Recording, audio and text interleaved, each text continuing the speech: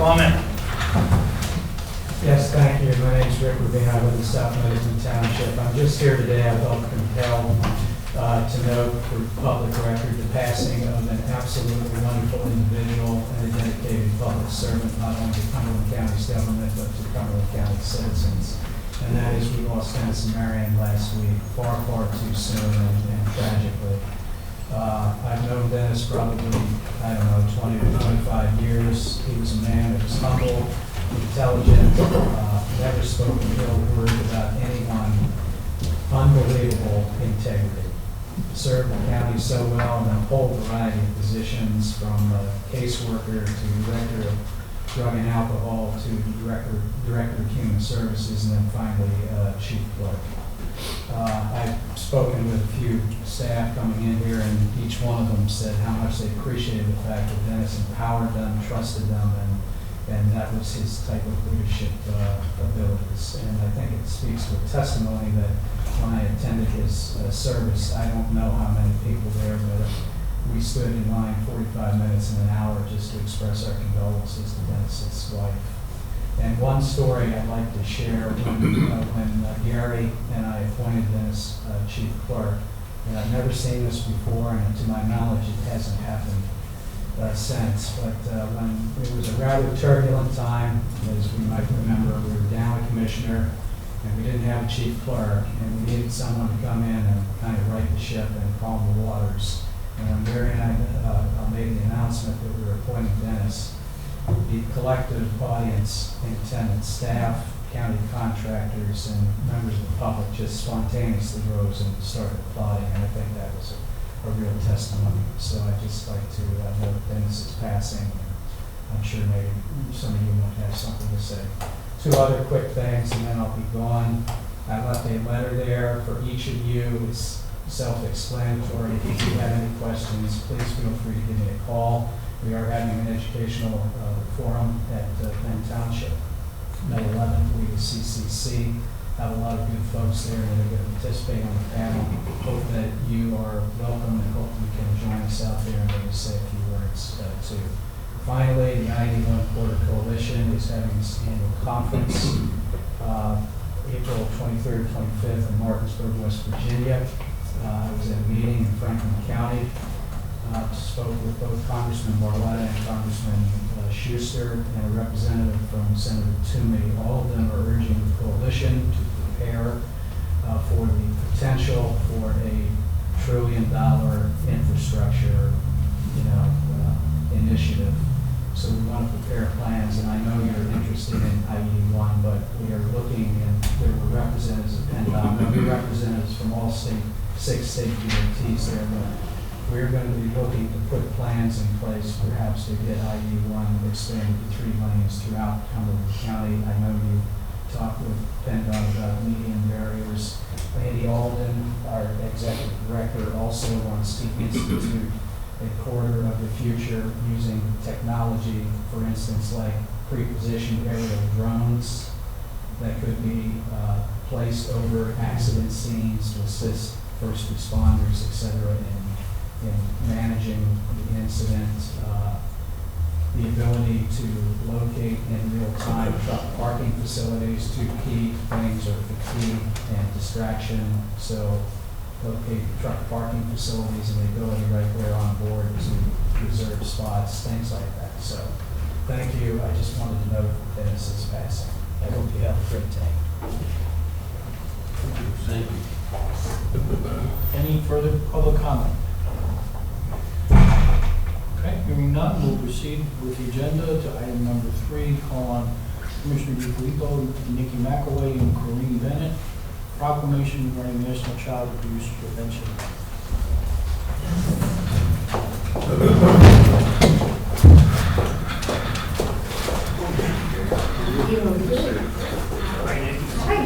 Good to see you.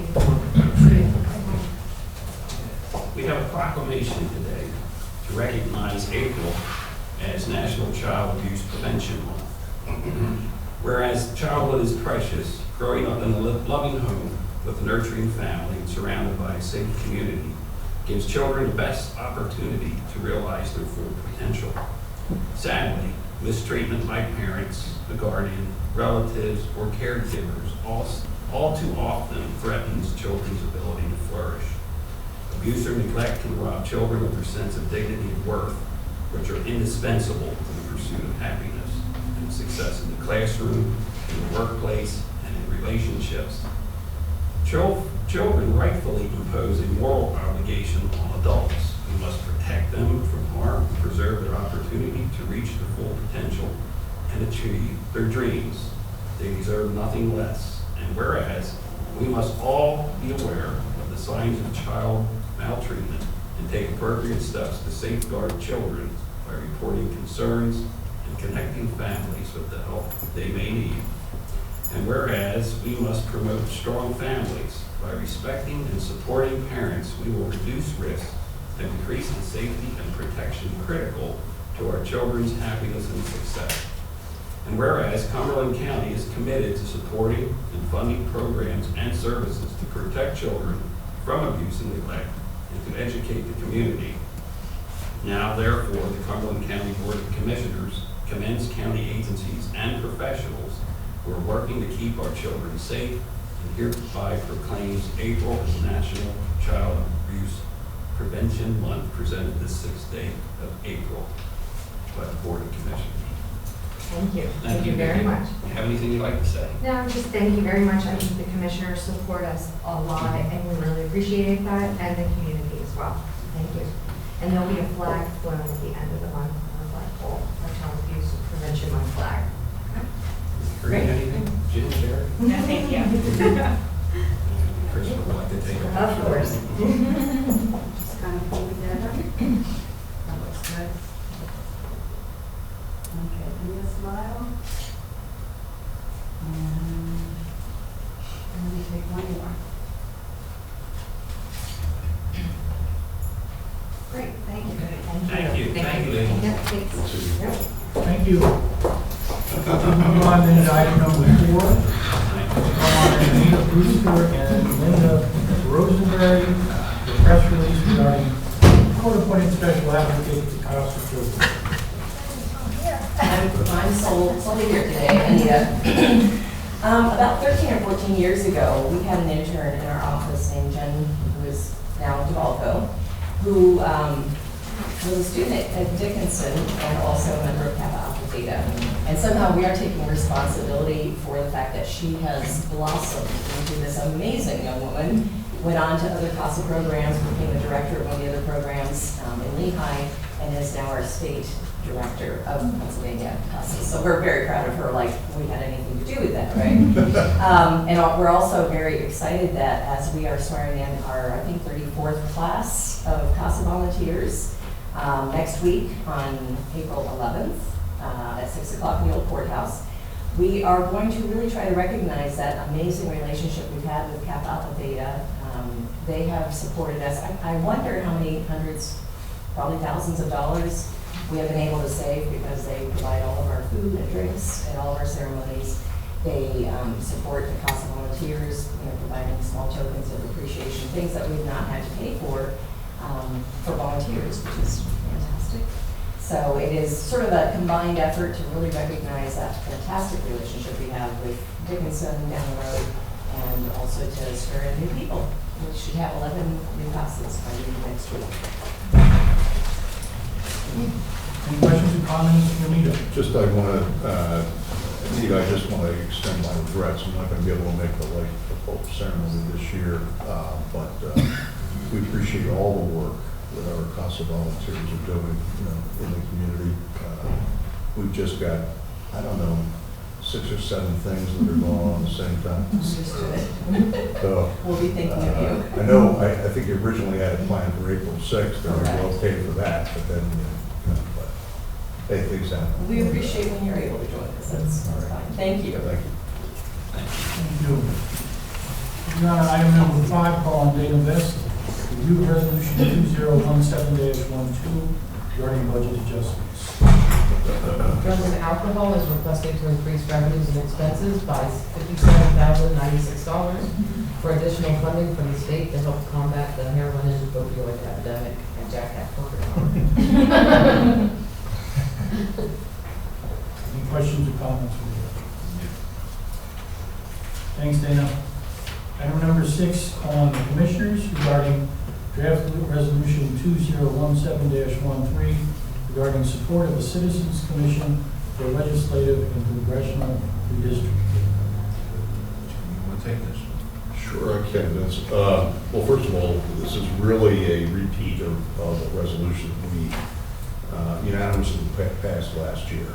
And essentially what it does is it's reaffirming our support for an amendment to the state constitution that would provide for an independent citizens commission to draw both legislative and congressional district boundaries. We've seen for too many years where partisanship and or politics has taken over the process of the redistricting process, and essentially that has resulted in the politicians picking the voters instead of the voters having an opportunity to pick their politicians. So we think that this is a good government form. The reason why we want to reaffirm our support for this is there's a new General Assembly that took office this year. There's a number of new members in the General Assembly. So we hope that it will receive consideration by those new members and also all of the incumbent members as well. Just want to mention that last year, our resolution was considered for support by the County Commissioners Association of Pennsylvania. We came within 2 votes of having the County Commissioners Association support the resolution. So we're going to try again this year. At the recent County Commissioners Conference, I was approached by a number of colleagues from across the state, both Republican and Democrat, indicating their interest in wanting to know whether or not we were going to continue to support this and lead the charge, so to speak, at the County Commissioners Association. So that's really the reason for the renewal of our resolution, and I'm hoping that we can have unanimous support again when we act on it.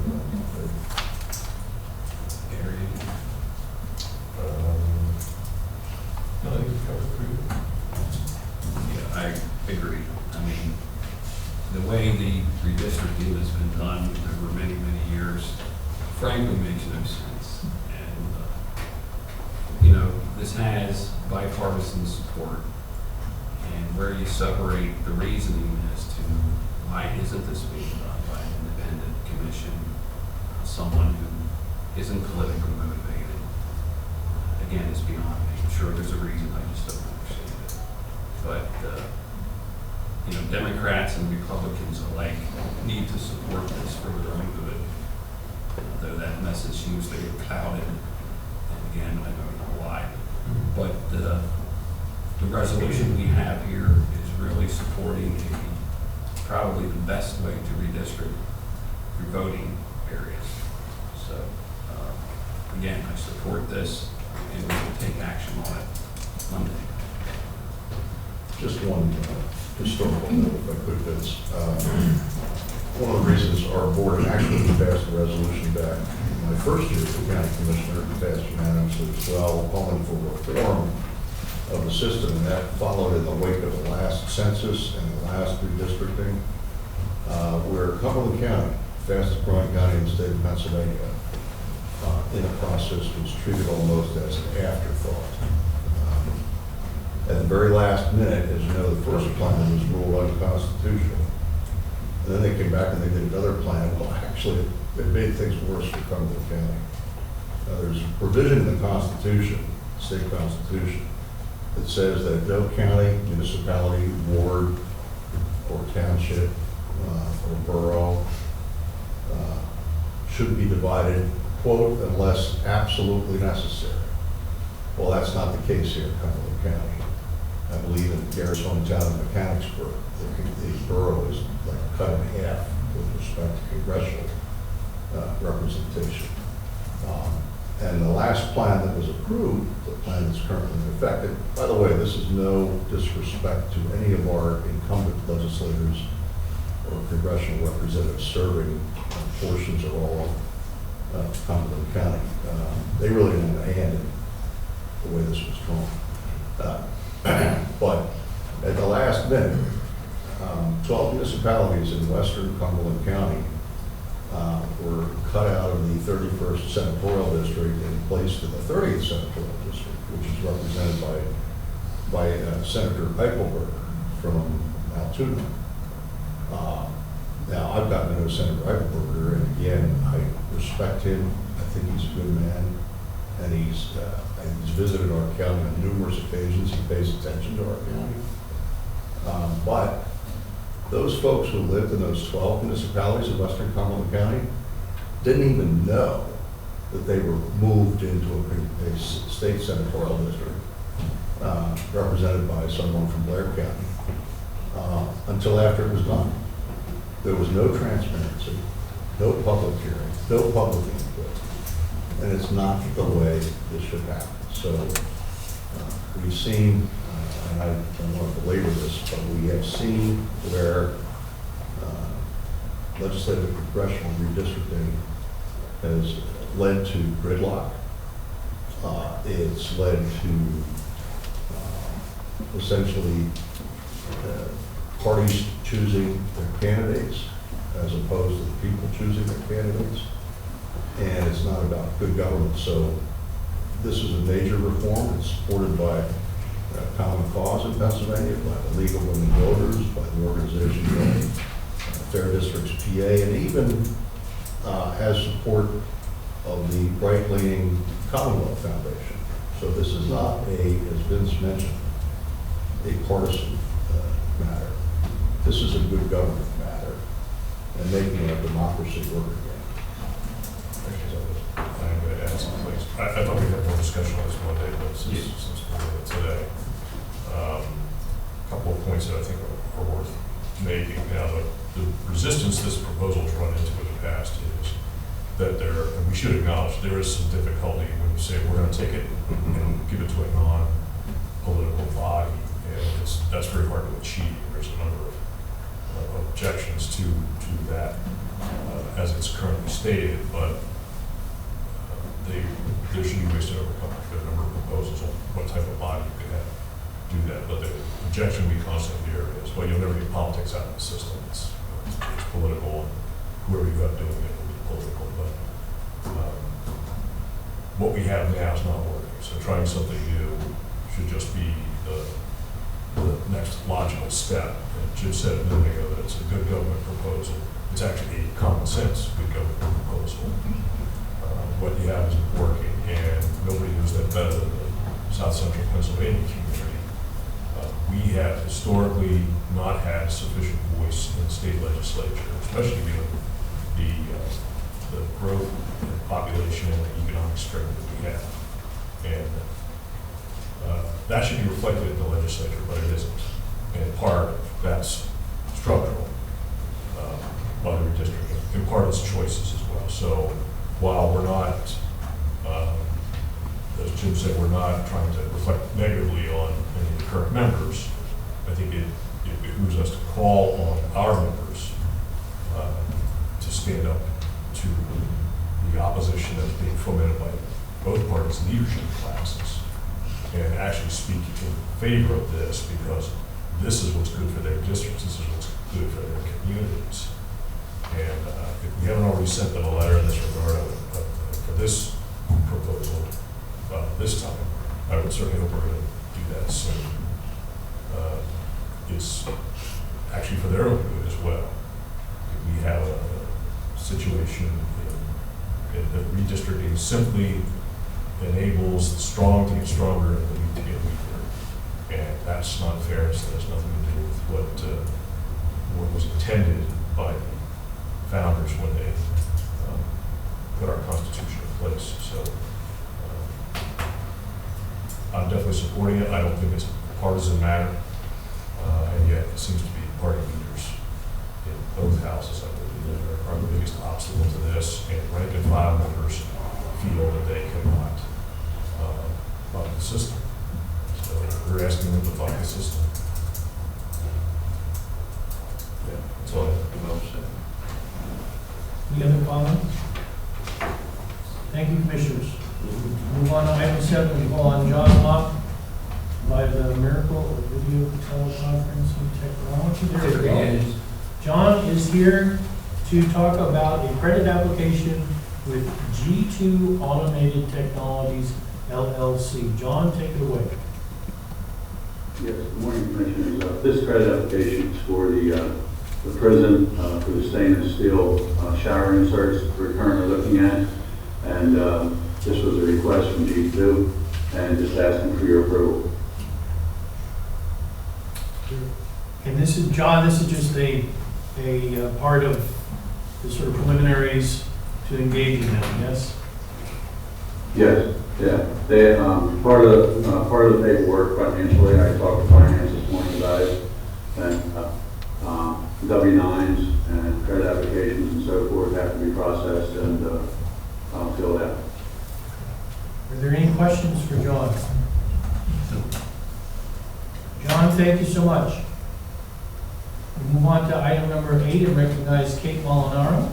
Discussion of subordination request regarding the county loan to Jeffrey Boder for acquisition of property located at 2 West Big Spring Avenue in Newville, Pennsylvania. Thank you. Good morning. In July 2015, the Commissioners approved a $70,000 CDBG stop setting loan to Jeff Bauer for the acquisition of 2 West Big Spring Avenue in Newville.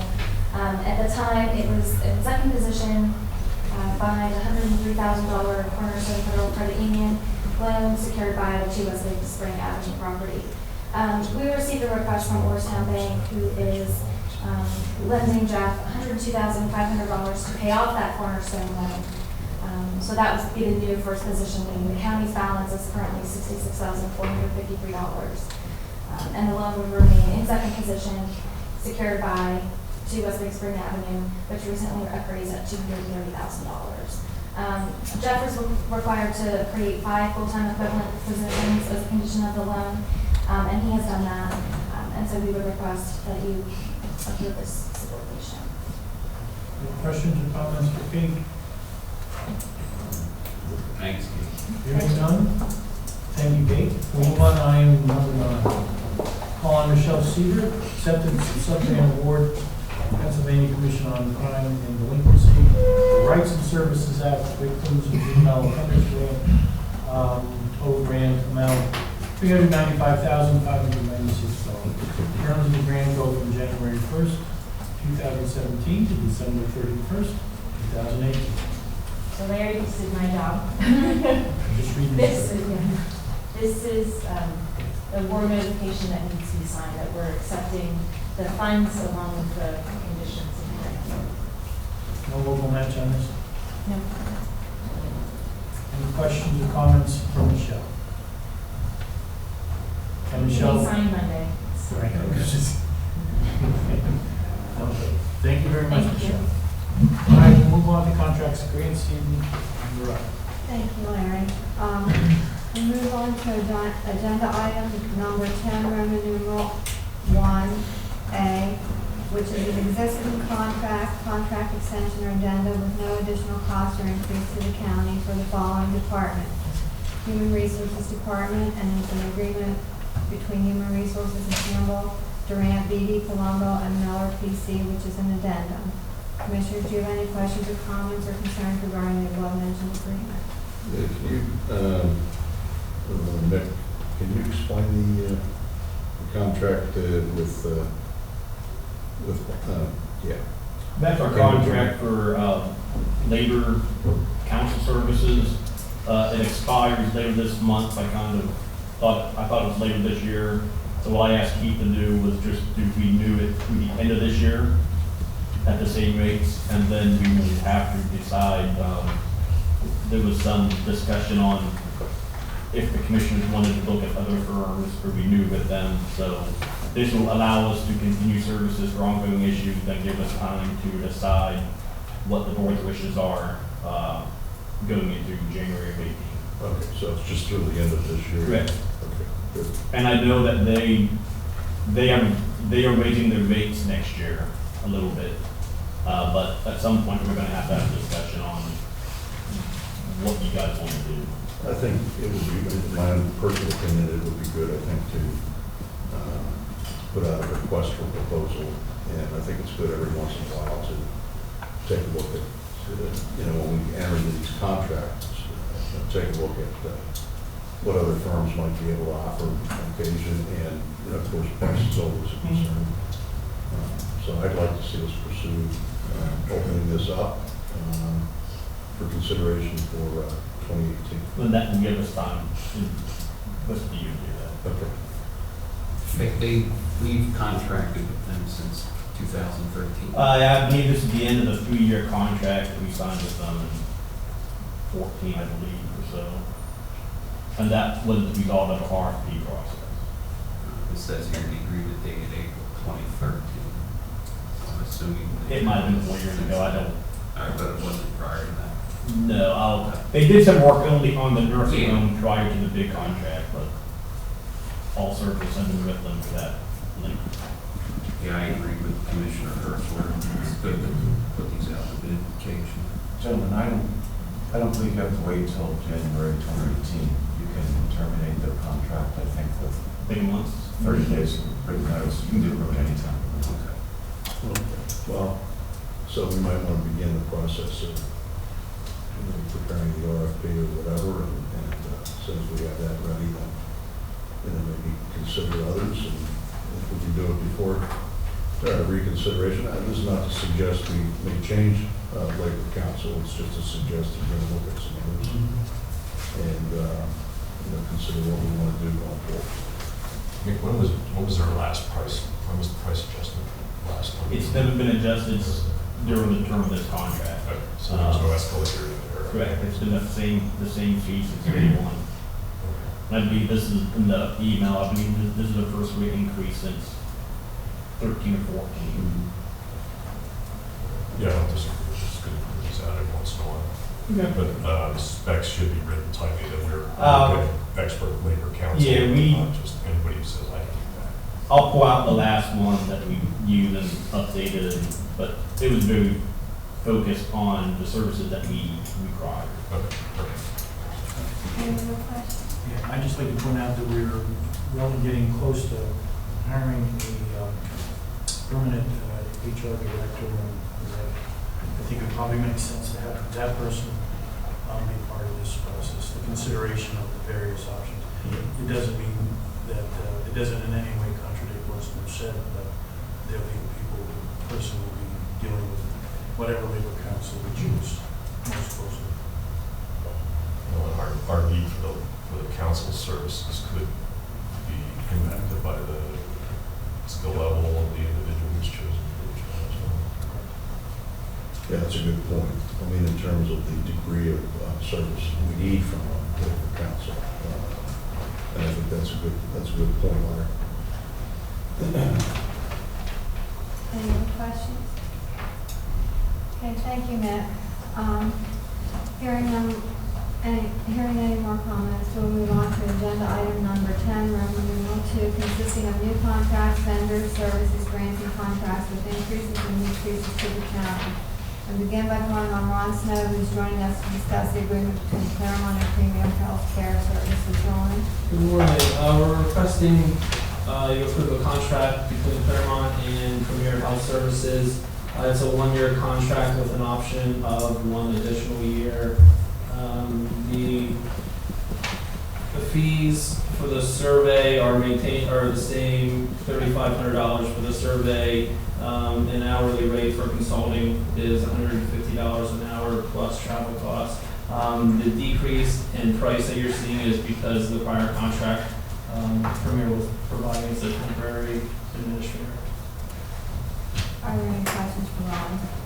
So the new contract total would be $39,000. Well, that's an estimate. The only fixed cost in the contract is the $3,500 for the mock survey. We're estimating 140 hours for consulting and $150 an hour for an additional $21,000, and then estimating an additional $15,000 in travel costs. So, Ron, is that based on past? based on prior. But it doesn't obligate us in any way. So no, it's a usage base. Other than the $3,500, it's a usage contract. The more we call them and need them, the more it's going to cost us. Okay. So it's on an as-needed. as needed. So the mock survey, they'll need their assistance to do a mock survey. So Jean provided us with an estimate of the hours that she believes she will need for services, which was 140 hours. What I would be interested in is that if we could get information on when we do call upon them for what. So if it is needed, I think it's something that maybe the commissioners might be interested in knowing what those additional services are. Other than outside the survey. Yeah. And I don't think we have engaged them since Velco left. Other than for the mock survey. Other than to prepare for the mock survey, they come and do the mock survey, and then they help us make the corrections before the state actually comes in and does the survey. So that's what we're using them for now. Historically, we've used them for the administrator. We've asked them to help in the business office with different things.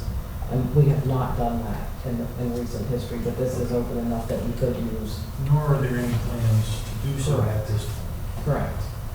Okay. But Well, if I guess what I'm things asking is just that when there are Yes. needs for additional work on the part of Premier, that we be notified and that we have a discussion about.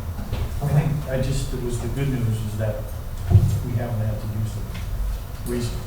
But if anything changes, we bring it up at the board level. Any other questions? Okay, thank you, Ron. Moving on to agenda item number B, I'd like to call on Lori Glaze, who is joining us today via video teleconferencing to discuss the submission of grant application to PA Association of Conservation Districts for the non-point source pollution adult education mini grant. Lori? Good morning. This grant is for a series of 4 workshops to test water samples on the main stem and tributaries of the Cumberland Creek.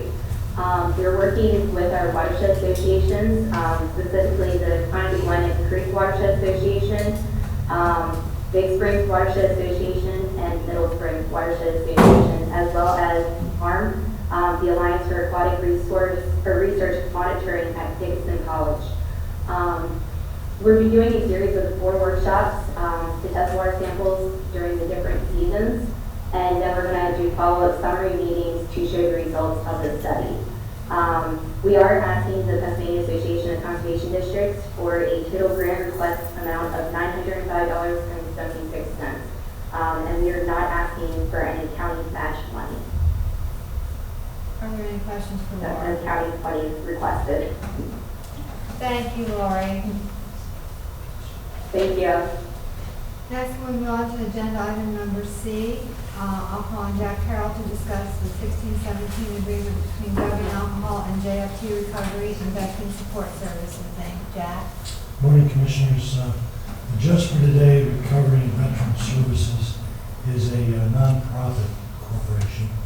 And about a year and a half ago, they opened a recovery center in Illinois. We were able to do so with a good bit of seed money from our Regional Health Choices program, some of the reinvestment dollars that were available, and also with funding from the Cumberland County Redevelopment Authority. In the year and a half or so they've been in operation, they've developed a pretty vibrant program. They've connected quite well with the recovery community, and they're quite active. Every day of the week there's something going on at the center. They have 12 different kinds of support group meetings occurring weekly. Narcotics Anonymous, Alcoholics Anonymous, Al-Anon. They have some other non-12-step-based support groups as well. The most recent one that they started is a grief support group for families that have lost somebody due to their addiction. So we're very pleased with all that activity.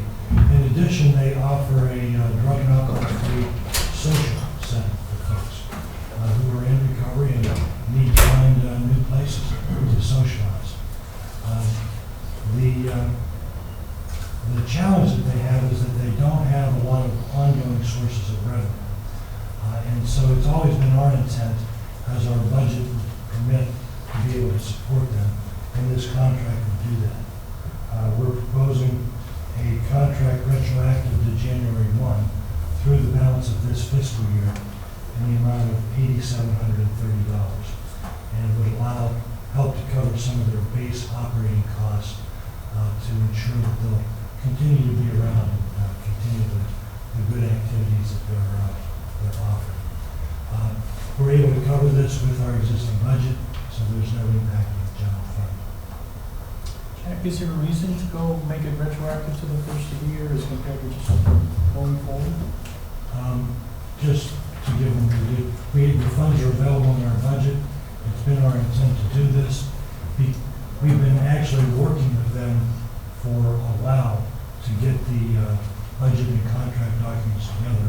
But because they're a pretty small, not administratively sophisticated group, we really wanted to do this by January 1, but it took a few months of exchange between Ryan and the board to get the information we needed to have a valid contract. That's really the only reason. Okay, thanks. Other questions? Thank you, Jack. Thank you.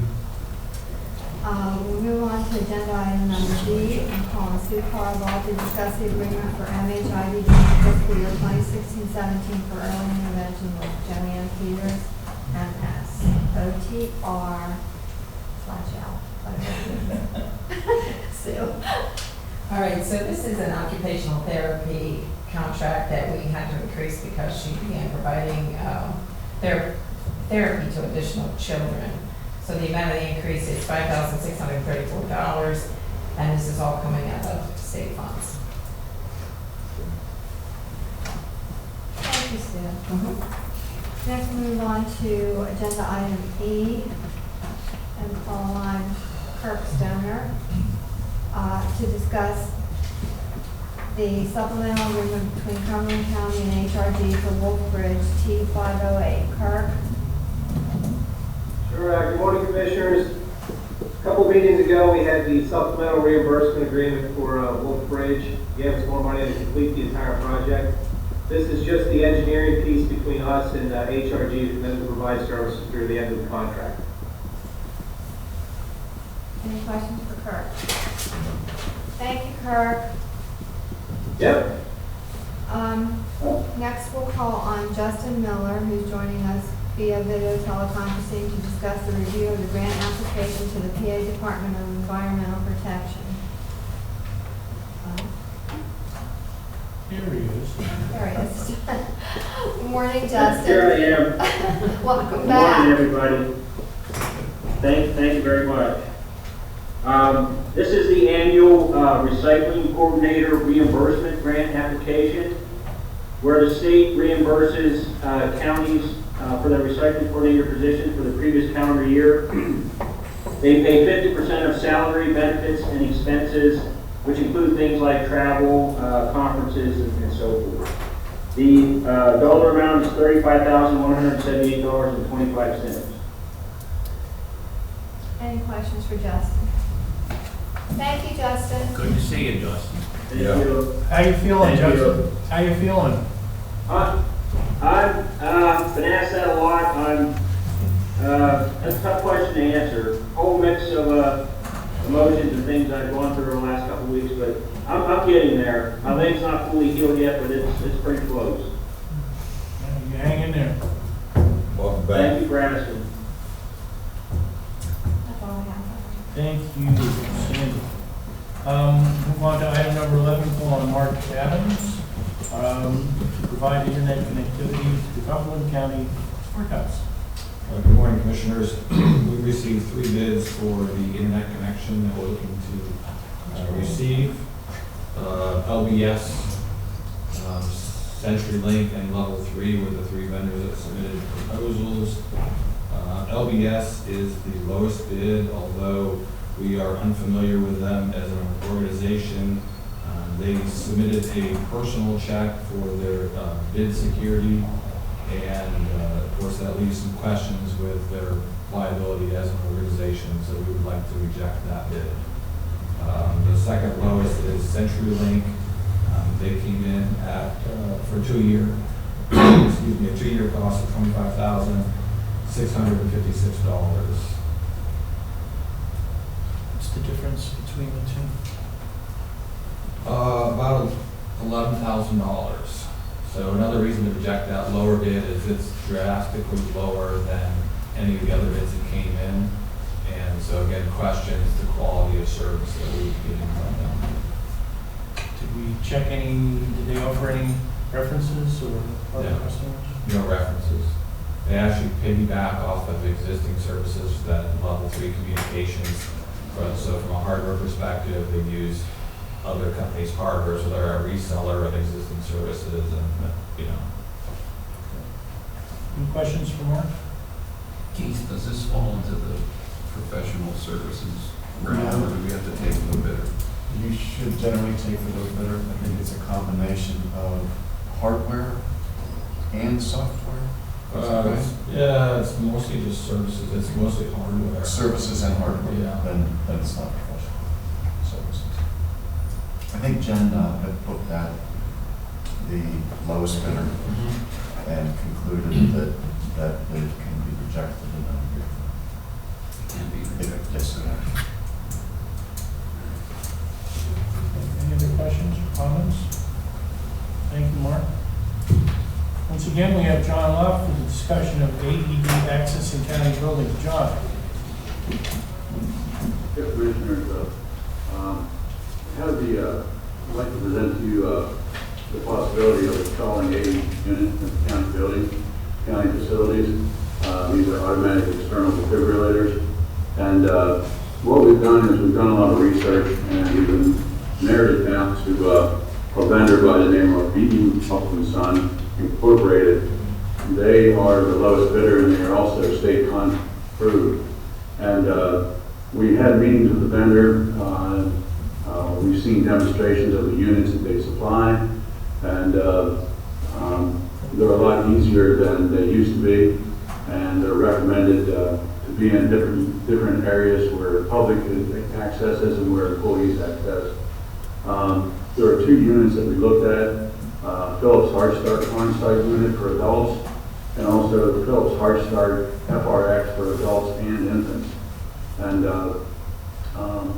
also, we looked at the placement of these units, and 2 of our staff members, Wendy Schaefer and Brent Dorham, toured the facilities with the vendor, recommended placement locations, and we've looked at all county buildings, including the new courthouse, the old courthouse, Reed Building, HSP, Allen Road, and so forth.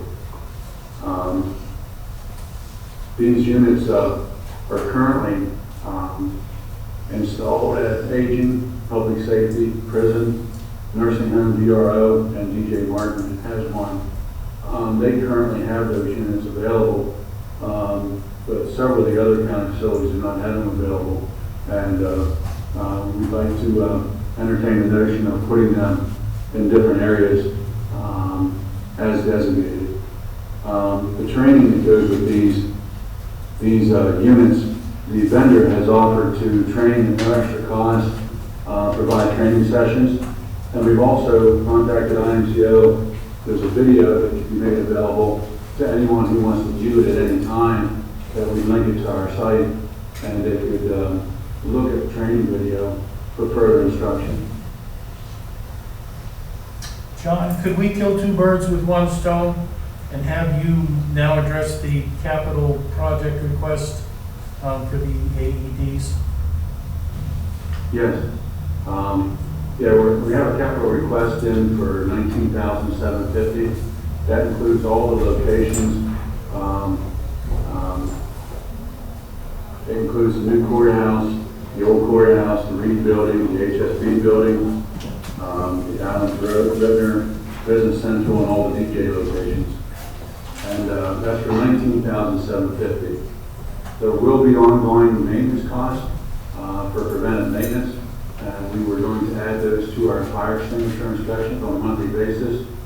And over an 8-year period, with battery replacements and pad replacements, we're looking at about $6,750 over the 8-year period. after the initial $19,750 purchase price. Questions or comments for John on AEDs? Go ahead. All right, so we're talking about 18 units altogether, John? Yes. Mhm. Okay. All right. In terms of the placement here in the so-called new courthouse, which is getting kind of old by now, but when was this built, 1970 or something? Let's see what time. The new courthouse, all right. Can you talk about that a little bit as to your determination or decision relative to recommend the placement in the new courthouse, the location? Sure. Yeah. The locations in the new courthouse were the main lobby, the east wing lobby, and fourth floor, middle of the hallway. The reason these locations were chosen is because there's a high traffic volume in the lobby area at all times. And also we have security at that location, and most, if not all, of the security and sheriff's department are already trained with CPR, and they also have an AED unit on the third floor in the sheriff's department.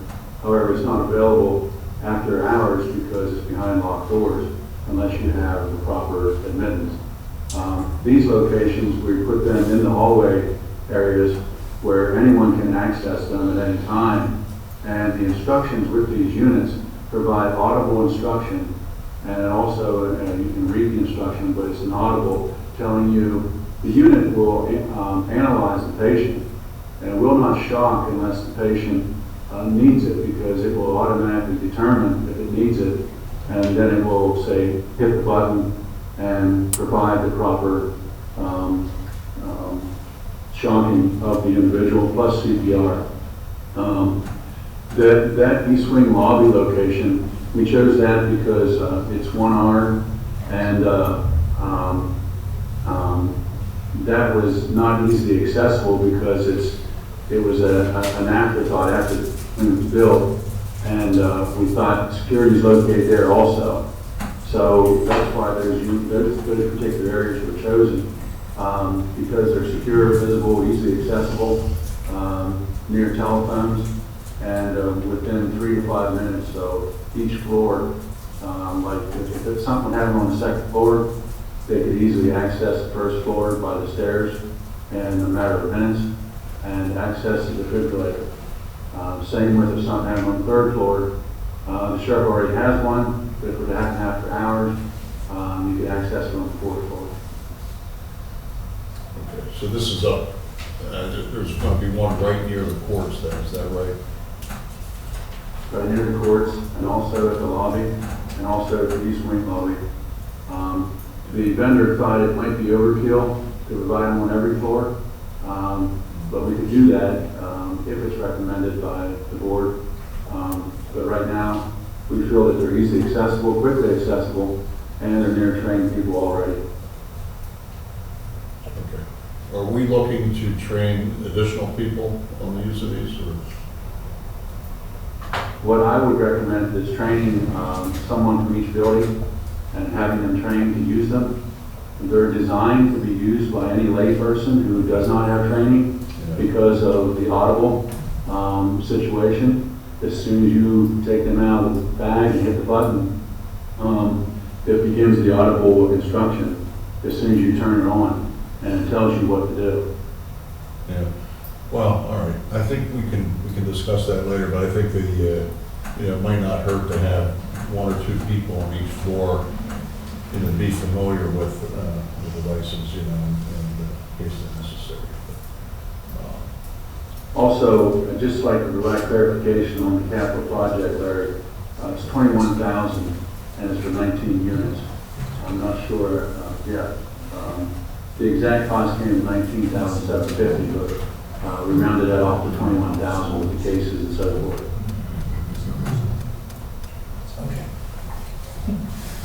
Okay. Any other questions? Thank you for that clarification, John. Any other comments or questions? John, thanks for taking the initiative on this one. We'll move on now to other capital project requests. Christine, thank you so much for patiently waiting. If you could just Mark, get up your hand a little bit so we can see your face there. Oh, There you go. But right now you look like Sorry. something out of one of those old stories about the headless horseman. is this better? Much better, much better. Okay. And you can hear me also? Oh, 'Cause I moved away from the mic. No, we can hear you fine. Okay. Good morning. This is a request for a new vehicle for aging. If you remember, we came last year with the same request. However, with our funding last year, we didn't think it was feasible to use the funds towards a vehicle. But things are looking a lot better in this projected budget to be able to afford a car this year. So we're requesting approval. Okay, any questions for Christine? Christine, I'm sorry, just in very general terms, what is the car used for visiting It is used. clients? No, it is used for the care managers in our office to go to the client's house. So it decreases our staff travel charges. There are some occasions, but not a lot, that we actually transport clients. And that would be when we're using protective services cases to take them to court for getting guardianship. Thank you very much. Yeah, Christine, so we Yes. we have the, was it the ROB, or the relatively new ROB down there? So this is in addition to that? We have correct. We have the RAV4, which is actually about 4 years old now, and we still have the beautiful Subaru. It's still going, but we're still chancing it, so we would like to get rid of the Subaru and replace it with this new vehicle.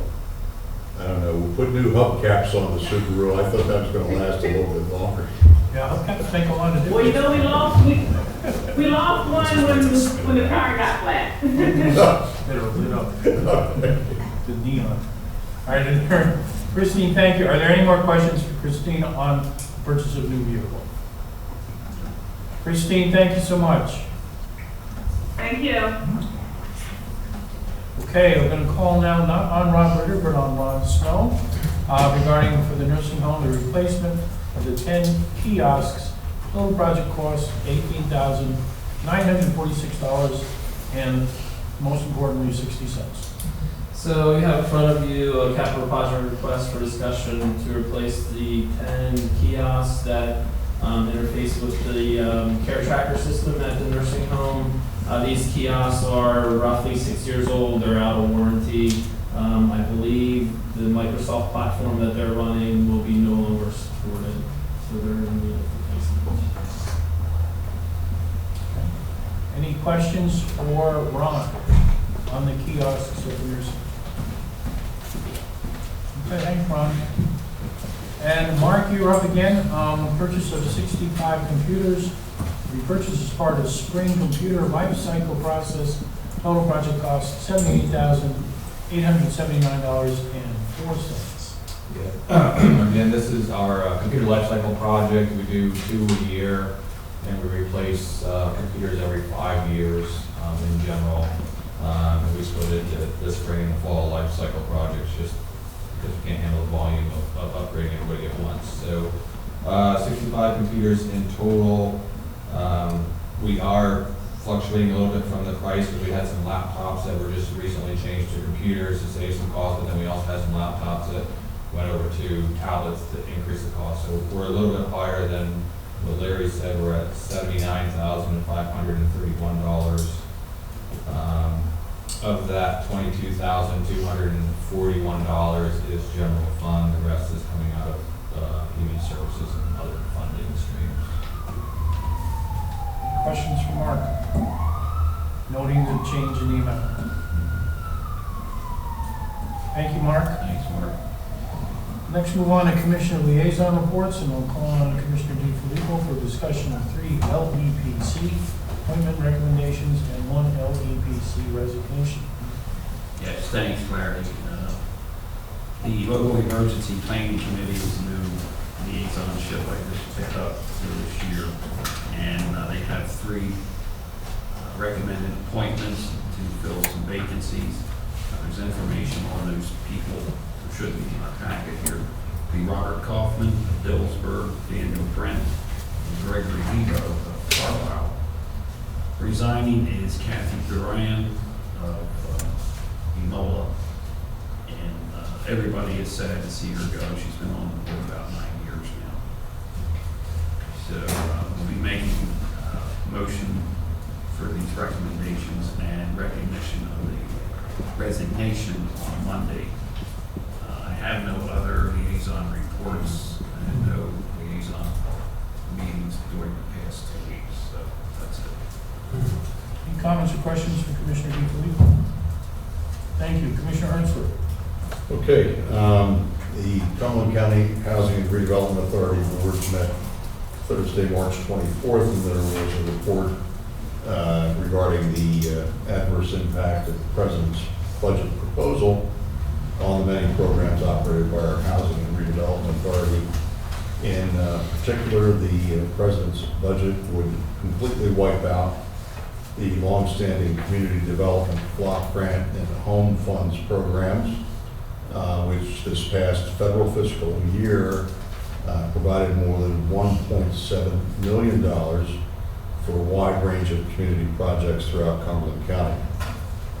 Tim Whelan of the Housing and Redevelopment Authority has put together a more detailed analysis of the adverse impact of the President's budget if it were to be enacted, and the impact that would have on Cumberland County, and which he reported to his board, and I also forwarded a copy to my colleagues for their information. And while it's true that the President's budget proposal is just a proposal at this point, the proposal itself is already having an impact.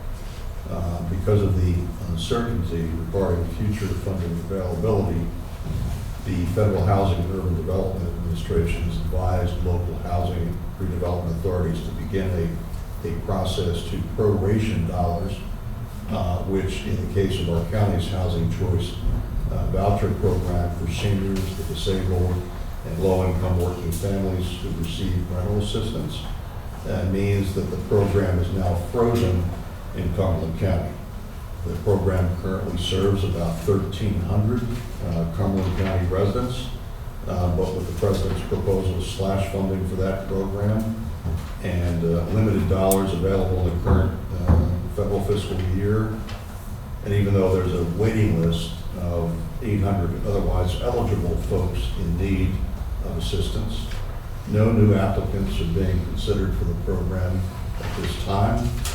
While the authority attempts to manage this, cope with any impending funding shortfall through attrition without having to resort to the more drastic action of, in effect, forcing people who are receiving assistance out of their homes.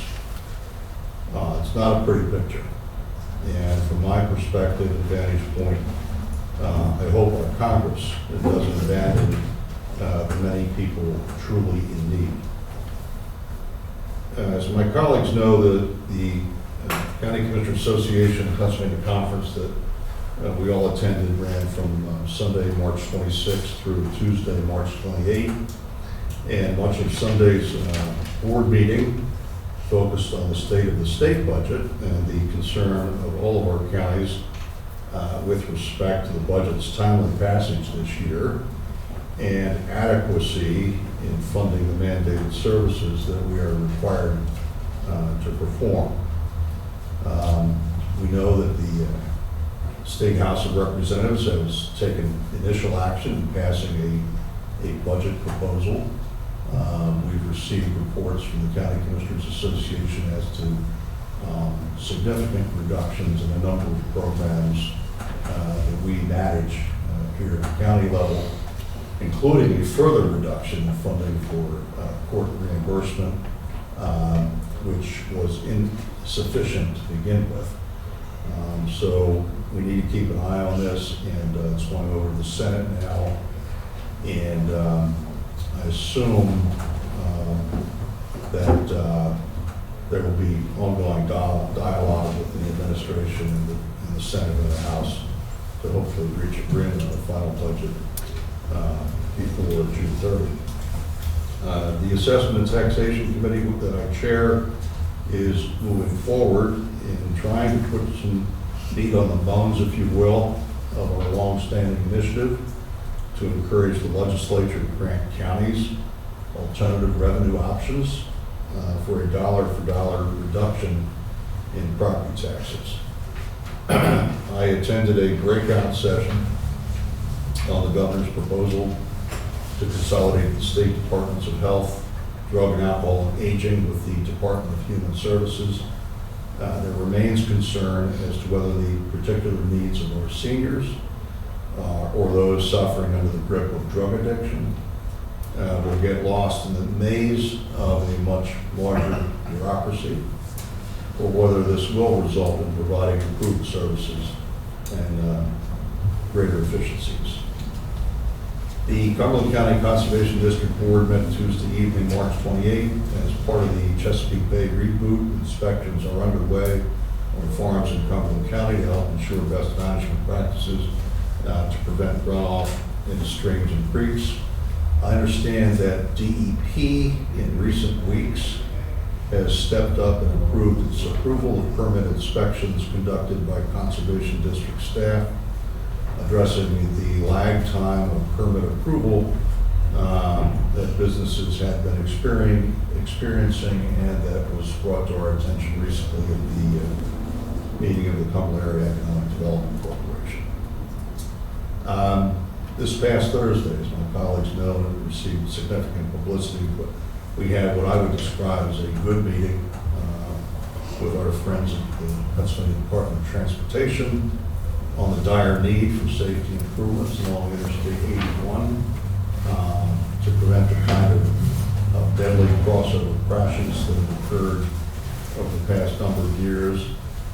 One death is way too many, but counting the one that occurred just within the past week, 14 deaths in the space of just 5 years, and crossover fatalities on Interstate 81 in our county is certainly way, way too many. And after our pleas for action, I think I would like to believe that PennDOT is now fully paying attention and is taking action and understanding, as we heard during the meeting, that there is no perfect solution, no easy answer. Here's what PennDOT says at this point. I'll have to put it on record. They have 3 different projects pending that will address the median barrier needs on I-81 in Cumberland County. The current construction project, which adds a lane in both the northbound and southbound directions, will address the area from PA 114 to PA 581. We have a they have a district-wide cable median barrier project that will be let for construction this June. As part of that project, they say that they will be addressing median barrier needs between the Franklin County line and PA Route 233, as well as the remaining portion of I-81 north of 581, namely the Route 944 interchange area and a short segment before the US 15 interchange at the river. The remaining areas will be addressed with the I-81 rehabilitation project currently programmed in the second 4 years of the 2017 Transportation Improvement Program. They expect to advance this project as part of the 2019 Transportation Improvement Update. While the limits for the roadway improvements are PA 233 to PA 34, they will extend the physical limits of the project to include any needs north of PA 34, including the section between US 11 and 114. Now, one of the issues that was discussed at the meeting is the fact that the median slopes around Carlisle are too steep for cable median barrier. So they have indicated that the solution will likely be the use of standard grade rail along one side of the interstate, possibly both, given the presence of other fixed objects such as bridges and sign structures. So in any event, I hope these actions that PennDOT is undertaking can be done sooner rather than later. And let us hope and pray that there isn't any more carnage on Interstate 81 as a result of crossover crashes in the end. And that's all I have. Any questions or comments from Commissioner Ernst? Thank you. Commissioner Eichelberg. Okay, just very briefly, most of you attended the same meetings I attended over the last week, so I don't really need a brief on those. When I was out of town, we both attended the EDC, the Economic Development Corporation meeting, and Vince, I think you attended the Planning Commission meeting in my place, so thank you for that.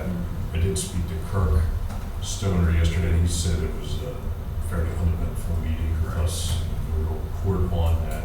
But I did ask him to pass along the dashboard report that we typically get, which summarizes all the planning department's activities. So he promised to send that out to them, and I will circulate that.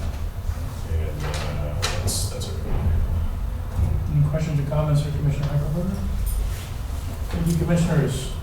I'd like to report the following executive sessions, March 29th, 2017 at 11:15 a.m. regarding personnel. March 29th, 2017, 1 p.m. regarding litigation. Also like to request an executive session regarding personnel issues. If you go down to business, I can call on Commissioner DeFilippo. Yeah, thanks, Larry. As most of you know, Cumberland County lost a great individual last week. That's Marion, who held the position of chief clerk here, and a couple other positions, I believe. I did not know Dennis very well, but he was well respected in this county. My colleagues certainly know him far better than I do. Gary particularly served with him for many years. And it's come to the conclusion, that we've come to the conclusion that in memory of Mr. Marion, we would like to rename one of our county buildings in his honor. So with that in mind, Gary, Sure. I'll turn it over to you. Yeah, I'm just making a few notes here. I'd like to expand on that a little bit. Just to try to be brief. In the now almost, I guess it's a week since Dennis passed, and that was, Dennis had just been presenting at our County Commissioners Association meeting. I think Jim said it on some of the sessions. So, and before the end of the week, he was of course gone. So it's a reminder to us of the fragility of life. And there's been a lot of reflection, I would say, among our county government community in that week, in regards to his passing. Obviously, trying to make some sense of that, which you just can't do. So, as Vince noted, the commissioners did participate in the memorial service that was held over at the old courthouse, and it was held for employees.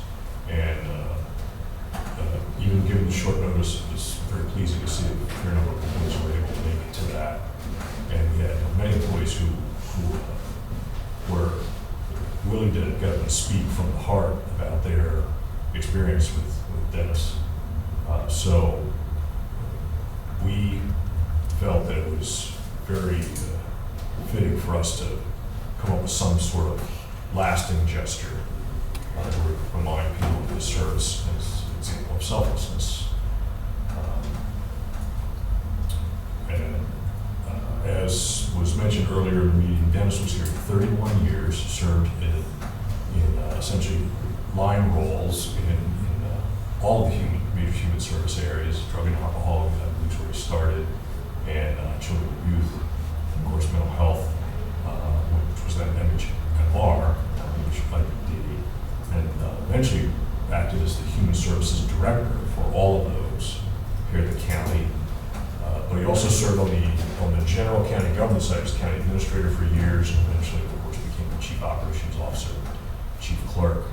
And, that's a lot of different hats to wear, even in 31 years.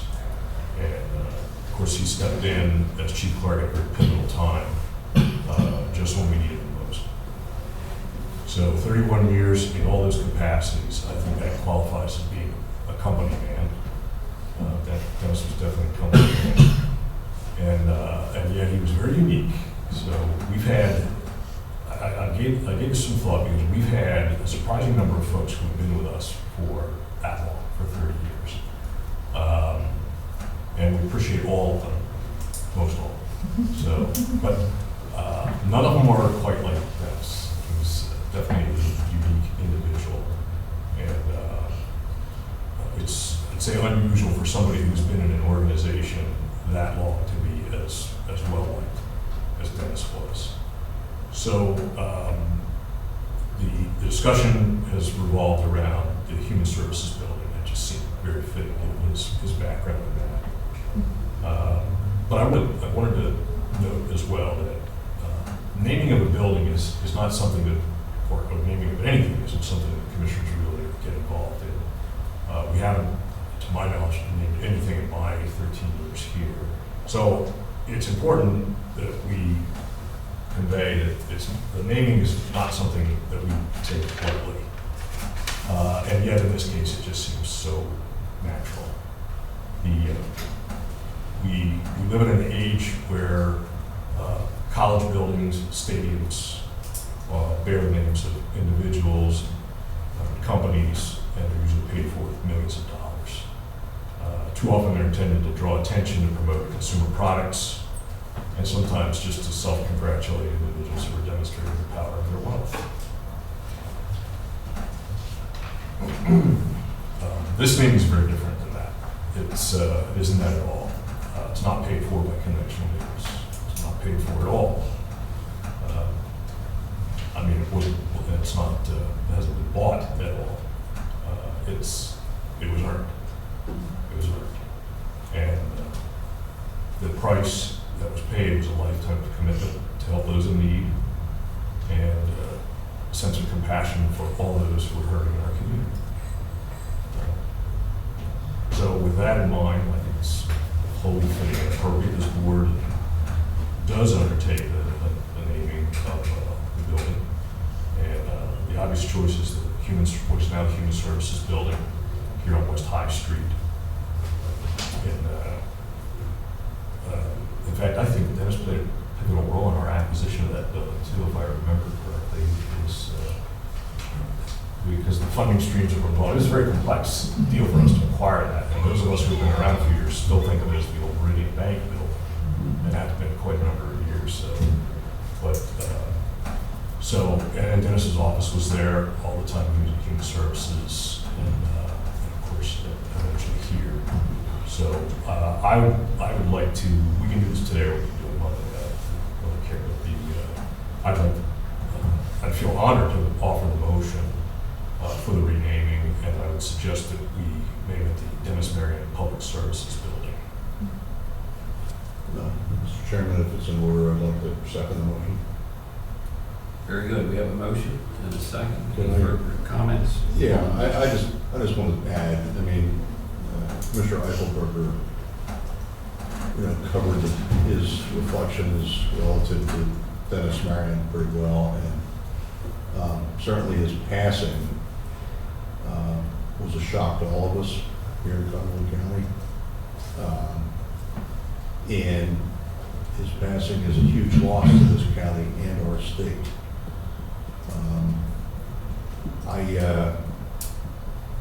This is why you need to cherish every moment you have on this earth. I attended the breakout session last Tuesday on the governor's proposal to consolidate these various departments into the Department of Human Services, where Dennis served as Deputy Secretary for Mental Health Services. And Dennis was leading the breakout session. And he was his normal, deliberate, thoughtful self. And a number of commissioners were raising questions as to, is this going to be good or bad?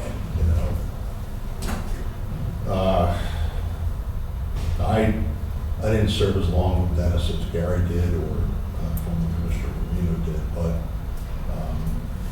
I know we had our debates, especially on the issue of the 2010 property reassessment. But the one thing I know about Dennis Marion is the fact that he was always respectful of differences of opinion. And he would work diligently to try to reach consensus, to try to build the kind of common ground that's so often necessary in government. And that's what he was doing, you know, over at the Hilton, at the CCAP conference. Now, I know many of us attended the funeral service. I thought that,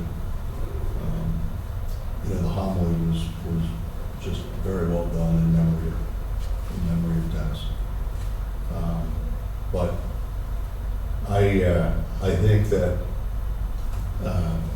the naming of the Human Services Building in Dennis's memory, you know, is a lasting tribute to a good man.